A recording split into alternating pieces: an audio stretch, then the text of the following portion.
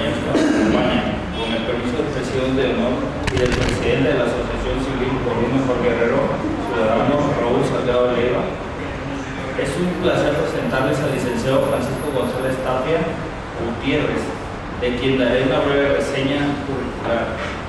Licenciado en Derecho egresado de la Universidad Autónoma de Guerrero, abogado postulante,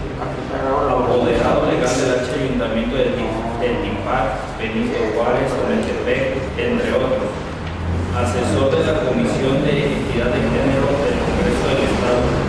secretario técnico del Comité de Administración y asesor de la Comisión de Salud, ambos del Congreso del Estado, y actualmente comisionado del Instituto de Transparencia, de Acceso a la Información y Protección de Datos Personales del Estado. El día de hoy nos viene a presentar la ponencia llamada Transparencia en tiempos electorales. Es así, con su permiso.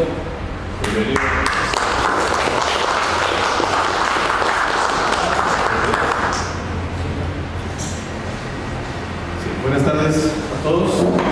Activamente, de entrada, agradecerles que estén el día de hoy en esta ponencia. Y como segundo tema, también agradecer la invitación a la asociación. Siempre es grato, estamos entrando al Instituto de Transparencia y estamos pugnando porque esta cultura, con este derecho que no es tan conocido para todas las personas en el Estado, pues tenga una mayor cobertura y en ese sentido sean más las personas que lo ejerzan, dado que es un derecho muy relevante. Es bien dicha la frase de que información es poder. Y esto precisamente es lo que conlleva a que podamos hacer el debido ejercicio de otros derechos. Precisamente, como lo establece la Constitución en el artículo 6, se maneja el derecho al acceso a la información pública. Desde una perspectiva dual. El primer tema, en el marco de cada ciudadano poder solicitar la información que emiten los órganos del Estado, y en un segundo tema, como una obligación por parte de los órganos de poder, los órganos del Estado, los órganos que hacen actos de autoridad, a efectos de hacer pública esa información que precisamente obliga la ley. En ese sentido, la cuestión que mandata la Constitución es que se particularice, como en la gran mayoría de las materias, cómo se dará este acceso a la información pública y, en ese mismo sentido, la protección de los datos personales que no podrán otorgarse en un momento dado. En esta misma perspectiva, el artículo 6 constitucional maneja una diferenciación entre la forma de ejercicio del derecho y la forma de beneficiarse de ese derecho. Una como un ejercicio individual, precisamente para cada uno de los ciudadanos, donde cada uno de los ciudadanos puede solicitar cierta información a los entes del Estado, y la segunda como un derecho social, en el marco de que sea un canal de comunicación y rendición de cuentas el que tengan las autoridades con los ciudadanos. ¿Qué es esto? Que con la publicitación de la información, con la publicación de la información, los ciudadanos sepan qué está haciendo estos órganos del Estado, qué están haciendo estos órganos del Estado, en qué se gasta el dinero de los órganos del Estado. Entonces, de ahí este manejo desde dos perspectivas, incluso determinadas por la propia Suprema Corte de Justicia de la Nación, del ejercicio individual del derecho al acceso a la información y de un beneficio social en el marco de la rendición de cuentas. En esa misma perspectiva, el derecho para algunas cosas ha sido confundido con algunos otros derechos que maneja la propia Constitución Política de los Estados Unidos Mexicanos. En concreto, con uno de ellos, que es el derecho de petición, que si bien pudiera tener relación, tienen un marco de división muy delgado, que en algún momento dado a nosotros como integrantes del órgano de transparencia tenemos que delimitar cuando observamos algún recurso o medio de impugnación en la materia, efectos de no coartarle el derecho de acceso a la información, o en su caso el derecho de petición. ¿Cuál es la diferencia entre uno y otro que yo observo de forma más marcada? Que mientras en el derecho de petición tú solamente puedes pedir algo y la autoridad está obligada a brindarte una respuesta dentro de un breve término, pero esto no implica que te vayan a dar una respuesta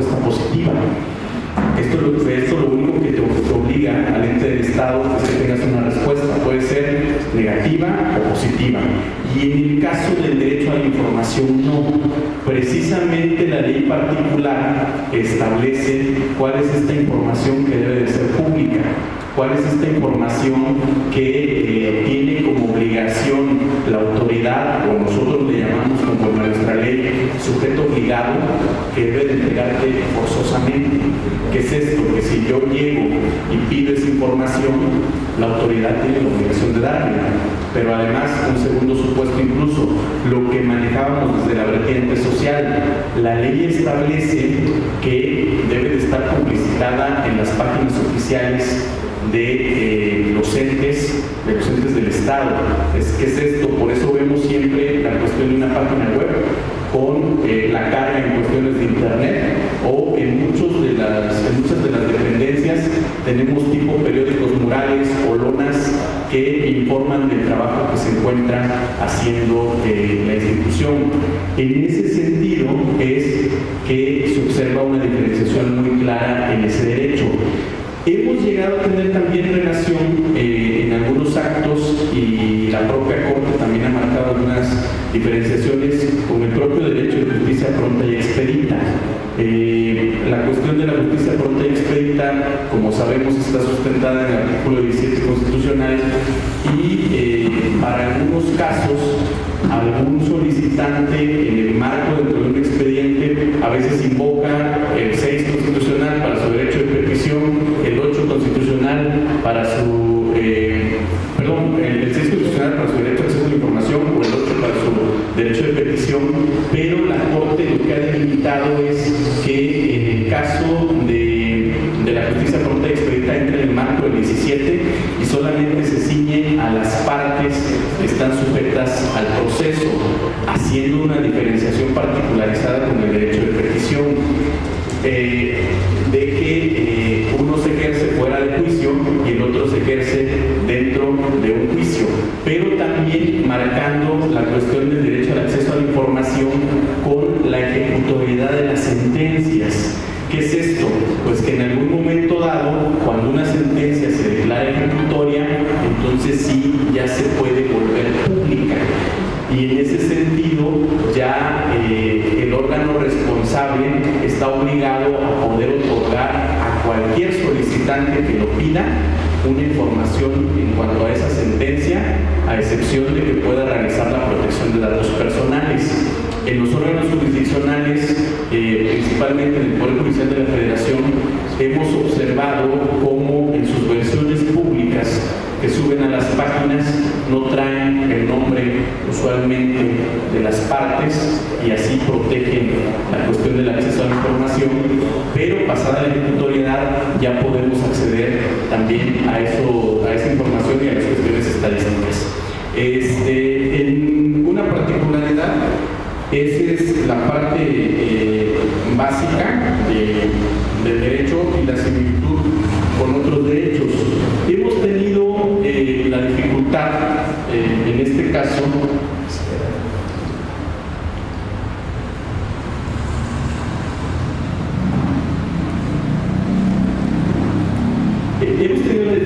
con el ejercicio del derecho de acceso a la información que marca el artículo 6. Desgraciadamente, y debo de decirlo, es un derecho muy poco flexible. Las estadísticas que tenemos a nivel nacional y a nivel estatal no son nada buenas. Tenemos un porcentaje actual menor al 3% de la población del país que en realidad ejercen ese derecho, y en el Estado en el año 2015 hemos tenido un porcentaje incluso menor al 1% de la población de personas que ejercen el derecho al acceso a la información. En este sentido ha habido una influencia de varios factores que han impactado sobre el ejercicio de ese derecho. En algunos ejercicios estadísticos hemos ubicado algunas preguntas y se debe usualmente a la desinformación del derecho. La gran mayoría de la población no conoce el contenido de la Constitución y por obvias razones no conocen el contenido de ese derecho. Como segundo punto, pues tenemos también las dificultades étnicas en el Estado por la composición pluricultural que tenemos, en el marco de que tenemos varios pueblos originarios y debo decirlo también, desgraciadamente en la historia que lleva el Instituto de Transparencia no hemos podido lograr hacer una difusión adecuada del derecho en el marco de estas lenguas originarias. Una, hay que decirlo, por la cuestión de la falta de presupuesto, y la otra también hay que decirlo por la falta de interés por parte de los sujetos obligados que pudieran ayudar en ese tema, como son propiamente los ayuntamientos, que son los que están más cercanos a esa situación. La otra cuestión es el índice de pobreza, que esto impacta sobre la forma de llegar a difundir con los medios de comunicación a diversas zonas del Estado, propiamente el área rural de los municipios y el área de algunos municipios que son netamente rurales, a pesar de tener una cabecera municipal, que no cuentan con internet y reciben muy poca difusión de medios de comunicación. Actualmente tenemos aproximadamente 11 municipios que incluso no cuentan con señal de celular y no tienen cuestión de allegamiento del internet, lo que dificulta que podamos hacer una adecuada difusión del derecho al acceso a la información. El analfabetismo, ahí como lo vemos en la gráfica, es otro factor también importante, porque aun y cuando hagas una difusión escrita, hay mucha gente que no sabe leer y escribir, y esto no permite también que se dé un adecuado acceso al derecho a la información.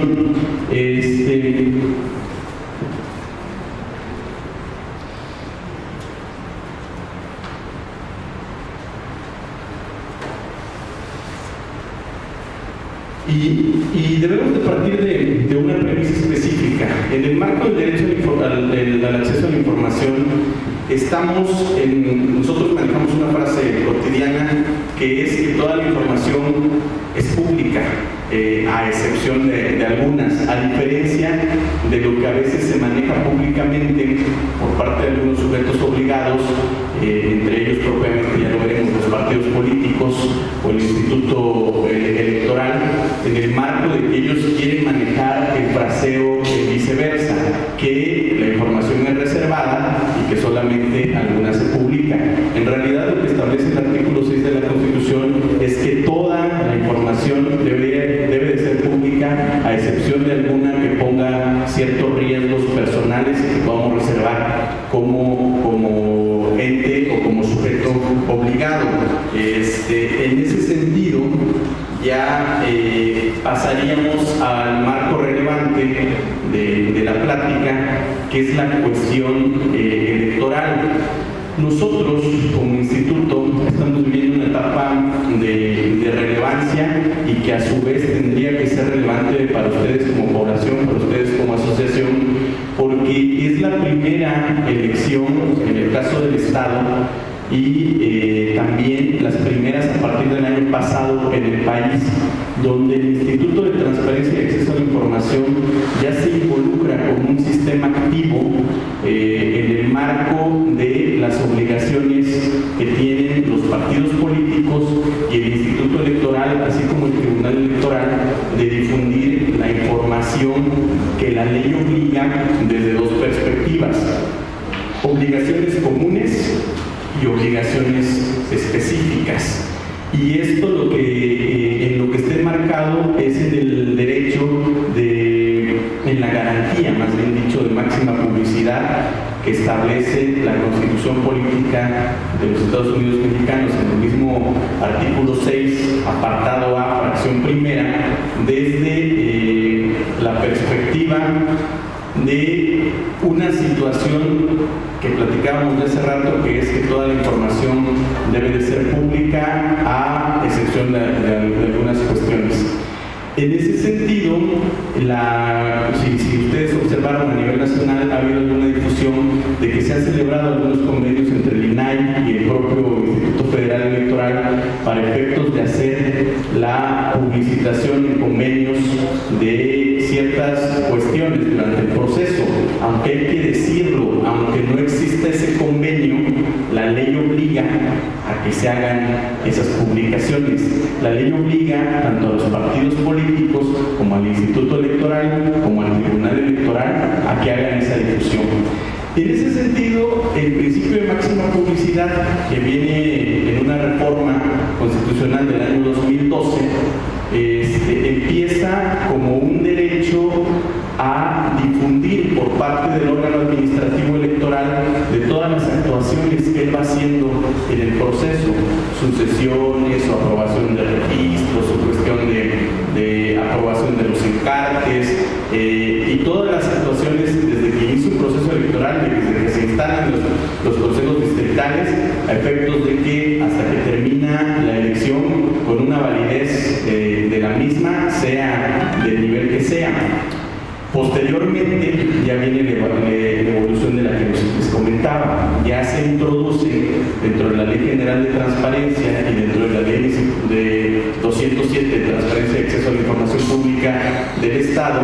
ya derechos más específicos donde en ciertos artículos de la ley se manejan las obligaciones específicas y se manejan obligaciones comunes o generales para que los partidos políticos las cumplan, y el Instituto Electoral del Estado, el Instituto Nacional Electoral a nivel federal, el Tribunal Electoral del Estado y el Tribunal Electoral del Poder Judicial de la Federación a nivel federal. En ese sentido, como podemos observar en la diapositiva, el artículo 81 de la Ley 207 de Transparencia y Acceso a la Información Pública se maneja diversas obligaciones comunes. Entre ellas, pues ahí tenemos el marco normativo, la estructura orgánica, las facultades de cada área del sujeto obligado, las metas, objetivos de las áreas de conformidad con los organigramas y los programas operativos, así como los indicadores relacionados al interés público, el directorio del personal, la remuneración bruta, los gastos de representación, el número total de plazas del personal, las contrataciones que tienen bajo contrato de prestación de servicios profesionales, la información de las declaraciones patrimoniales de quienes pertenecen a estos sujetos obligados, el domicilio de la unidad de transparencia, porque la unidad de transparencia es quien se encarga de darle trámite a las solicitudes que ustedes como sociedad le hacen a los partidos o le hacen al Instituto Electoral, la información de los programas, que esto usualmente para el caso de partidos políticos no aplica, está más enfocado al sector de ayuntamientos o al sector gubernamental. En algunas fracciones, precisamente como se manejan como comunes en la ley, no van a aplicar para este tipo de sujetos. En esta parte ya viene una cuestión más específica, que son precisamente las obligaciones específicas que maneja la ley y que en este caso se encuentran contenidas en el artículo 86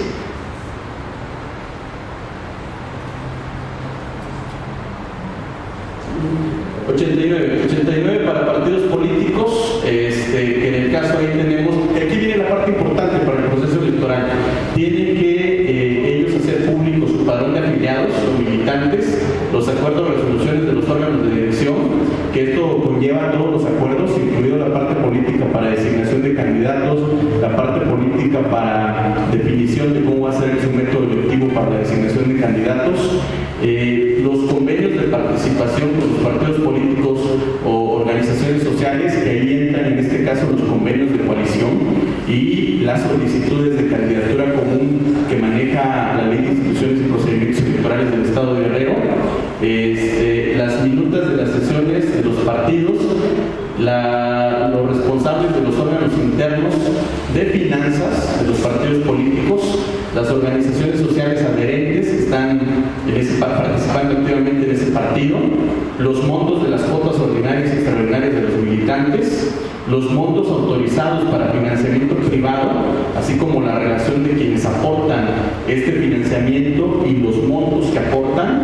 el listado de aportantes también para la campaña y pre-campaña,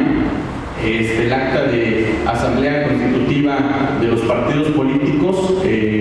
nacionales y locales, las demarcaciones electorales en las que participan, los tiempos que les corresponden en canales de radio y televisión, sus documentos básicos, háblese estatutos, háblese reglamentos, háblese lineamientos. En el PAN, por ejemplo, ellos sacan usualmente reglamentación específica para cada proceso. Ellos traen estatutos más genéricos y usualmente sacan unas cuestiones que le llaman medidas cautelares o provisionales para cada proceso. También entran en esa hipótesis. El directorio de sus órganos directivos estatales y municipales, ahí en ese caso se precisa estatal y municipal porque es el caso de la ley local, pero a nivel federal también la Ley General de Acceso a la Información prevé que los órganos nacionales deben también cargar ese directorio específico, el tabulador de las remuneraciones que perciben sus integrantes del comité directivo o órgano mayor dentro del propio partido político, el currículum con fotografía de los precandidatos y candidatos, que esa es una cuestión nueva en los formatos nuevos que se están emitiendo para ser candidato. Ya se anexa un documento que se llama ficha curricular, pero desde el manejo de un currículum específico por parte del Instituto Nacional Electoral. Anteriormente traíamos un formato libre y en ese formato libre simplemente bastaba la semblanza curricular de quien pretendiera contender. Ahora no, el instituto en el marco de esta situación ya emite un formato específico donde se tiene que insertar o pegar en su caso la foto del respectivo candidato, el currículo de los dirigentes a nivel estatal y en su caso los regionales y municipales. Háblese propiamente de los que están en los comités directivos municipales y si hacia abajo tienen algún organigrama distinto también tendrían que venir. Los convenios, lo que platicábamos, Frente, Coalición, Fusión, las convocatorias que emitan para la elección de sus dirigentes o candidatos, en este caso, los responsables de los procesos internos, cuál es el órgano responsable en ese sentido a nivel local y también a nivel federal, informe sobre los gastos del financiamiento público ordinario recibido por parte del Instituto para la Capacitación, Promoción y Desarrollo del Liderazgo Político de las Mujeres, las resoluciones dictadas por los órganos de justicia interna, que en ese caso habrá que recordar que en materia electoral es una cuestión atípica a ciertas otras cuestiones donde de primera mano quien te resuelve las inconformidades es el propio partido político por conducto de un órgano jurisdiccional que tiene internamente. La propia Ley General de Partidos Políticos obliga a cada uno de los partidos a tener ese órgano jurisdiccional de forma interna. Entonces esas sentencias, cuando se vuelven ejecutoriadas, ya pueden ser también públicas. En esa materia hay que recordar que el órgano dirime cuestiones relacionadas con candidaturas o elecciones internas del propio partido político o procedimientos de sanción. ¿Cuáles son los procedimientos de sanción? Pues cotidianamente los procedimientos de expulsión de militantes, de suspensión de derechos de militantes, y algún otro que maneje una sanción específica para un militante por cometer alguna falta a sus estatutos, que usualmente te llega a manejar alguna cuestión de alguna amonestación, apercibimiento o una multa.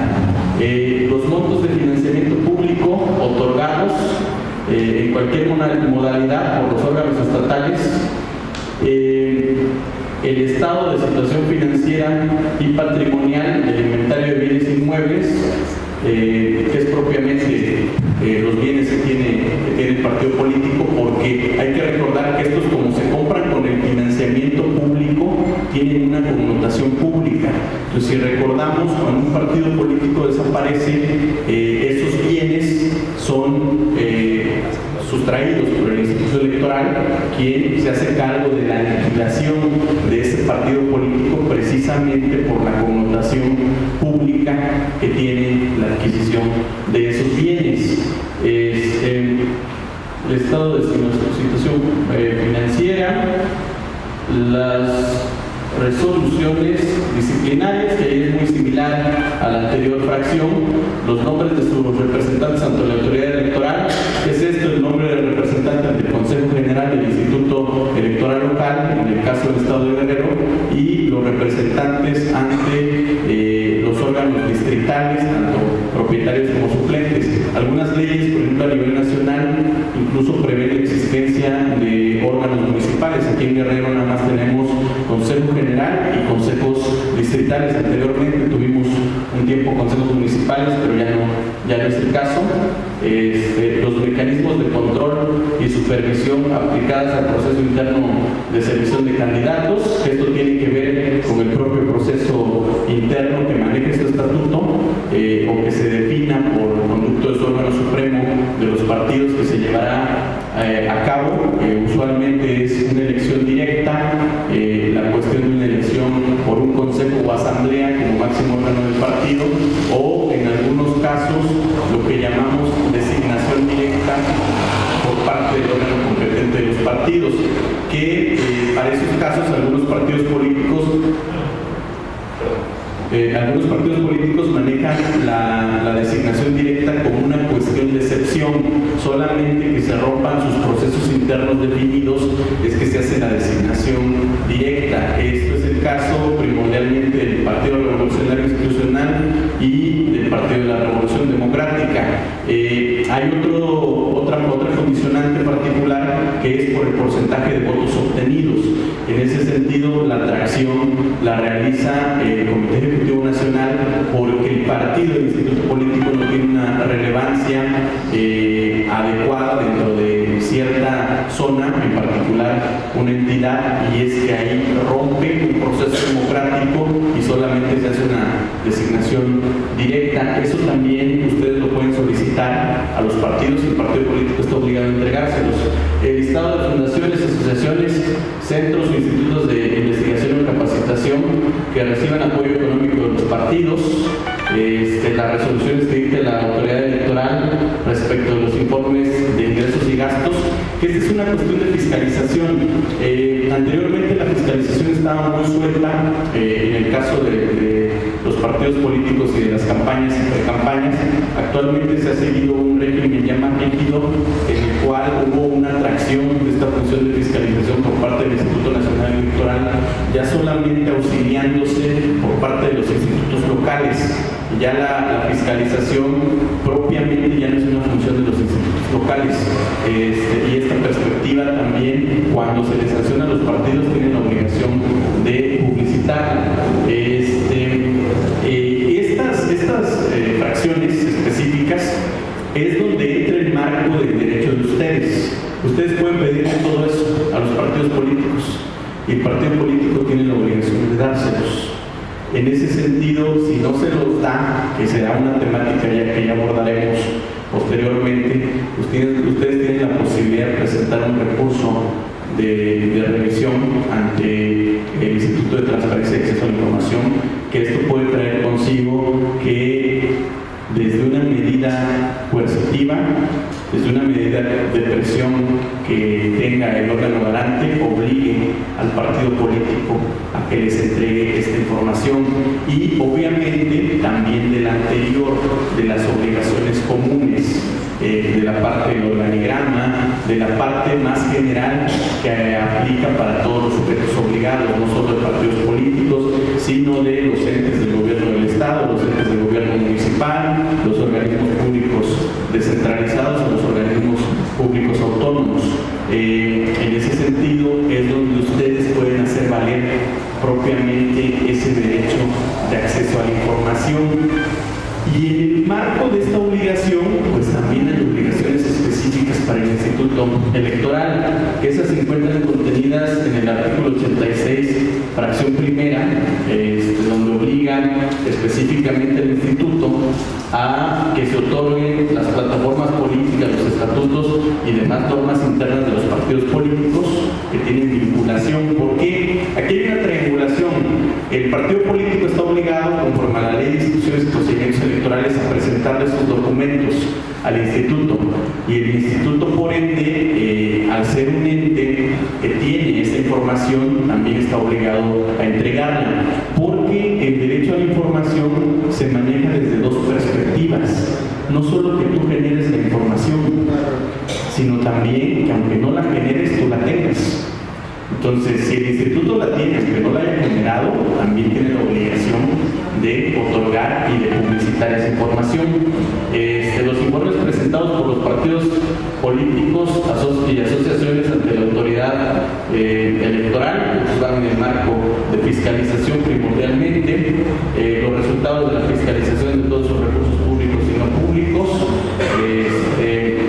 las quejas resueltas por violaciones a las leyes electorales o de participación ciudadana, que eso ya es propiamente del instituto. Hablábamos hace rato de los medios intrapartidistas, estos no, las quejas ya se refieren a las que propiamente tiene el instituto en el marco de un proceso electoral, donde se evidencia que alguien está causando alguna transgresión a la normativa electoral. Los listados de los partidos políticos, asociaciones y agrupaciones políticas registradas ante la autoridad electoral, la geografía y la cartografía electoral, el registro de cargos, el registro de candidatos a cargos de elección popular de todos los partidos, el catálogo de estaciones de radio y canales de televisión, pautas de transmisión, versiones y de spots de los partidos políticos, las asociaciones y las agrupaciones políticas,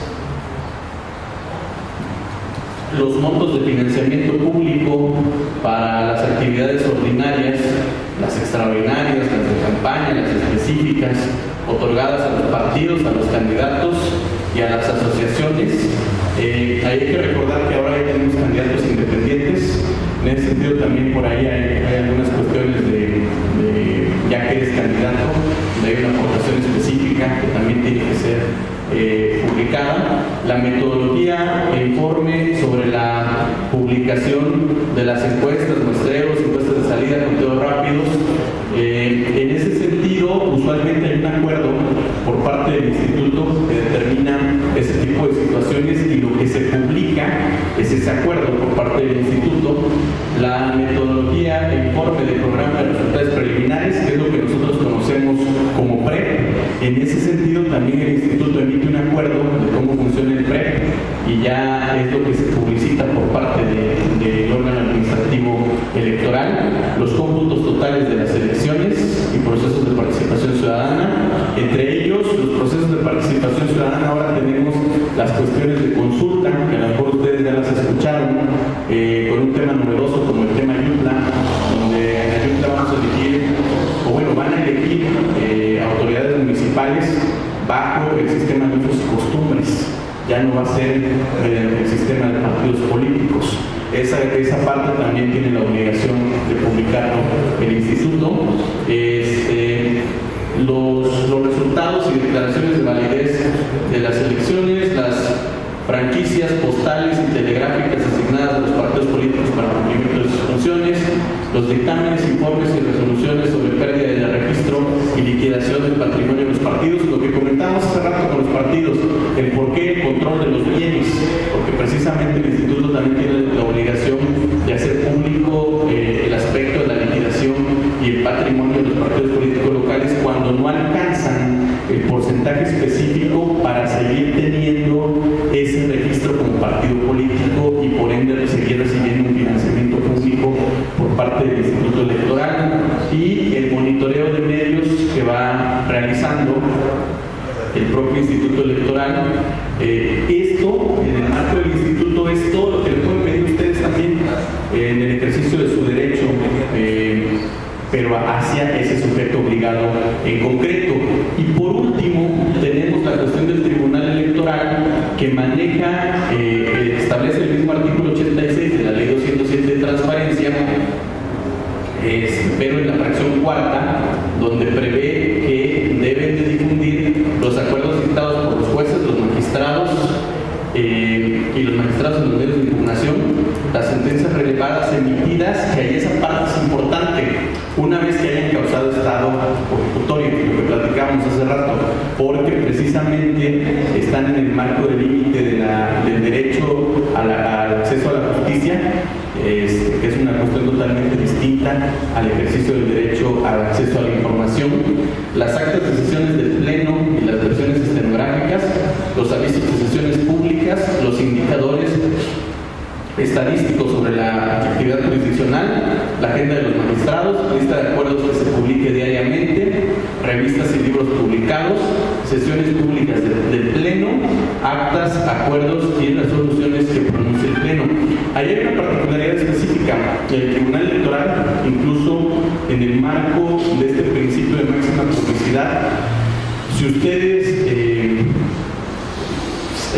tienen más o menos algún interés en saber cómo se dictan sus resoluciones son totalmente públicas. Se hace un proyecto de resolución, pero hay una sesión como este tipo, tiene una sala de plenos, donde se sientan los 5 magistrados y ahí es donde definen la situación del sentido de la resolución. Si se respeta ese proyecto, si no se respeta, si se revoca en dado caso ese proyecto y se mandata hacer un engrose y algún otro magistrado la define. A diferencia de algunos otros órganos judiciales, como en el caso vemos los juzgados civiles, los juzgados de primera instancia, donde las resoluciones tienen un carácter más escrito. Un proyectista la emite y al final un juez la firma y hay una conversación netamente escrita. Aquí no, aquí la discusión se da plenamente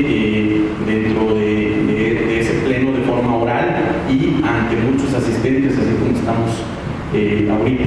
Y es precisamente en el marco del principio de máxima publicidad. Precisamente el Instituto Electoral también tiene esa connotación, donde si ustedes ven sus sesiones son totalmente públicas y ahí debaten el sentido de los acuerdos y en algún momento dado se mandatan publicar, más que publicar, difundir en vivo por varios medios, háblese de Facebook, háblese de alguna otra plataforma de internet o incluso propiamente de algún tipo de canal específico, como en el caso del Tribunal Electoral del Poder Judicial de la Federación, donde el canal judicial transmite esas sesiones para dar el respeto precisamente al principio de máxima publicidad. Esto es lo que también ustedes pueden pedir al tribunal y el tribunal no puede negárselo porque por ley está obligado a dárselo. Ahora, ¿cuál es la parte importante? ¿Cómo hacer valer el ejercicio de su derecho? Pues con la petición específica que ustedes le hagan al órgano, en el marco de alguno de los aspectos que nosotros hemos contemplado al partido político X, PRD, PRI, PAN, MC, Verde Ecologista de México, él ya se encuentra obligado a darles una respuesta o a darles la información por ley. No necesita ninguna formalidad específica de solicitud.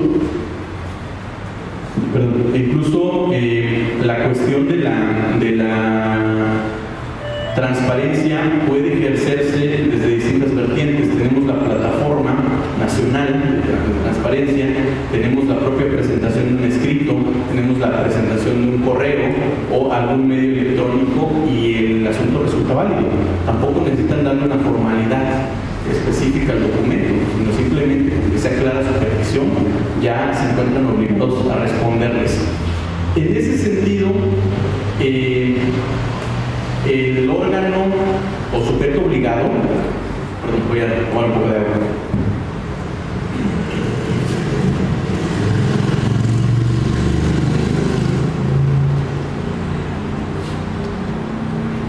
El órgano sujeto obligado tiene algunas obligaciones por ley para cubrir aspectos administrativos de trámite. Y si no mal recuerdo, el artículo 13 de la ley 207 prevé esas obligaciones, donde se encuentra la obligación de tener una unidad de transparencia para que por su conducto ustedes puedan hacer esa presentación de solicitudes, y la obligación de tener un comité de transparencia. El comité de transparencia es el que va a determinar cuáles son las políticas internas que se le da a la atención de esa solicitud, pero además la posibilidad de evidenciar alguna situación que parte del equilibrio de la transparencia, que es propiamente la protección de los datos personales, porque si bien la información que genera el Estado es público, lo que el Estado no puede dar es la afectación de los derechos de terceros. En este caso, si esa información contiene datos personales de alguna otra persona física, es donde el Estado se puede hacer la reserva de información, o cuando en su caso se solicitan algunas otras cuestiones que propiamente se dan en el marco del aspecto judicial, cuando le solicitamos a la Fiscalía información sobre una carpeta de investigación en proceso, cuando le solicitamos a un órgano judicial una actuación específica dentro de un proceso sin ser parte. Entonces el Comité de Transparencia es quien determina esas condiciones de reserva a esa información. No obstante, ni ese comité ni esa unidad de transparencia puede trascender en un principio el plazo genérico que da la ley de 20 días para atender esa solicitud de información. Tienen que brindarles esa respuesta en ese plazo de 20 días, aunque hay una excepción. La ley marca que el comité, como órgano máximo, cuando tiene alguna imposibilidad, más que nada para la búsqueda de información, puede ampliar un poco más ese plazo, pero notificándosela al peticionario para efectos de que tenga claro que no existe una negativa o no existe una omisión, sino que se está ampliando ese plazo de respuesta porque están haciendo una acción específica que en algún momento dado ha detenido el trámite en la cuestión de la información. ¿Qué pasa si no te dan respuesta? Si no te dan respuesta, ahí es donde entra el Instituto de Transparencia y Acceso a la Información. La ley prevé en ciertos artículos, a ver si los preciso,